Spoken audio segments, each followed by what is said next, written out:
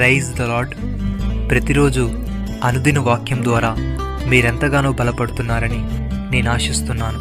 అలాగే మీరు కనుక మన యూట్యూబ్ ఛానల్ని క్రొత్తగా వీక్షిస్తున్నట్లయితే మన యూట్యూబ్ ఛానల్ని సబ్స్క్రైబ్ చేయండి, ఇతరులకు షేర్ చేయండి.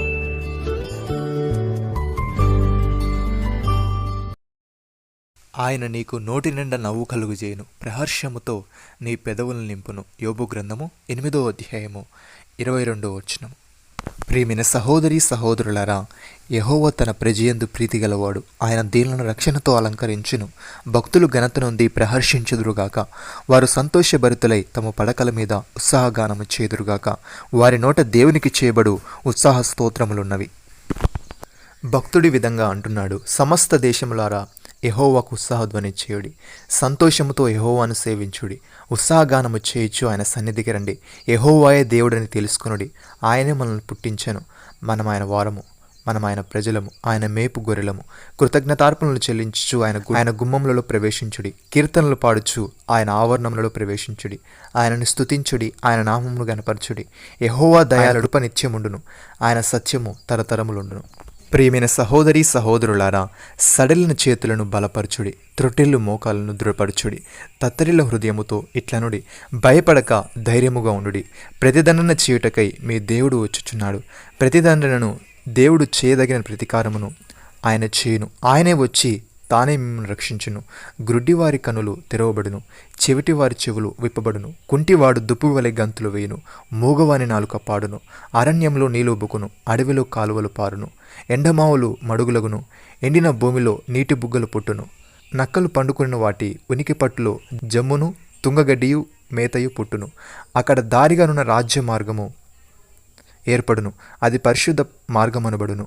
అది అపవిత్రులు పోకూడని మార్గము, అది మార్గమున పోవారికి ఏర్పరచబడును.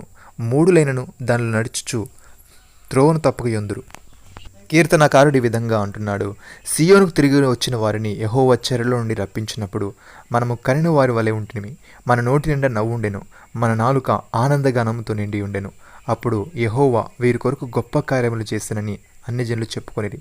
యెహోవా మన కొరకు గొప్ప కార్యములు చేసి ఉన్నాడు, మనము సంతోషభరితులమైతిమి. దక్షిణ దేశంలో ప్రవాహం పారునట్లుగా యెహోవా చెరపట్టబడిన మా వారిని రప్పించును. కన్నీళ్లు విడిచుచు విత్తువారు సంతోషగానముతో పంట కోసెదరు.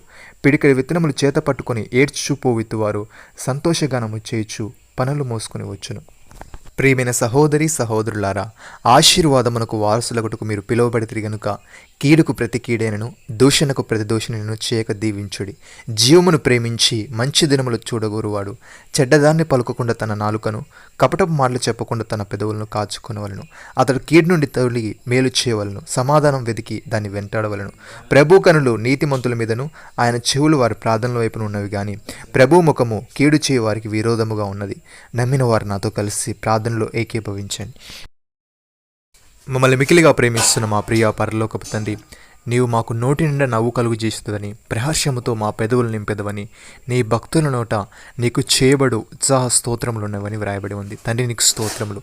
దేవా, మేము సంతోషముతో నిన్ను సేవించుచు ఉత్సాహగానము చేయుచు నీ సన్నిధికి వచ్చుచు కృతజ్ఞతార్పణ అర్పించుచు నీ గుమ్మములలో ప్రవేశించే వారముగా ఉండుటకు సహాయము దయచేయమని, ఆశీర్వాదమునకు వారసులకు మటుకు మేము పిలువబడితిమి గనుక కీడుకు ప్రతి కీడైనను దూషణకు ప్రతి దూషణను చేయక దీవించే వారముగా ఉండుటకు కృపచూపమని, మీరు మాకు ఇచ్చిన గొప్ప రక్షణ భాగ్యమును బట్టి మీకు వందనాలు చెల్లిస్తూ ప్రభువైన యేసుక్రీస్తు నామములో ప్రార్థిస్తున్నాము తండ్రి. ఆమేన్.